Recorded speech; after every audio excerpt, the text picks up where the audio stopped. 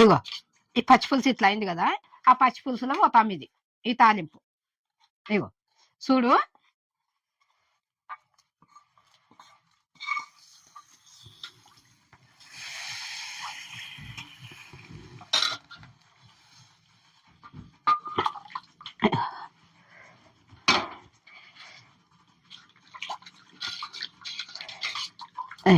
ఎంత బాగుంది చూడు. ఇప్పుడు ఇందుకు కొత్తిమీర వేసుకుందాం, చిన్న 4 రెమ్మలు.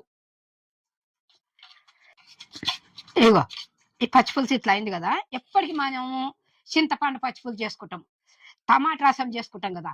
ఈ సీజన్లో మామిడికాయలు వస్తాయి కదా, మామిడికాయ పచ్చిపులుసు చేసిన.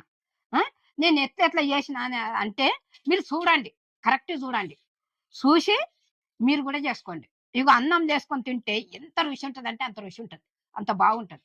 మీరు కూడా చేసి చూసుకోండి. మీరు లైక్ చేయండి, సబ్స్క్రైబ్ చేయండి, కమెంట్ పెట్టండి, బెల్ ఐటమ్ కొట్టిండ్రు అంటే వెంటనే వీడియో ఫుల్ చూడండి, మీ ముందుకు వస్తుంది నేను ఎట్లా చేసింది అనేది. నేను మీ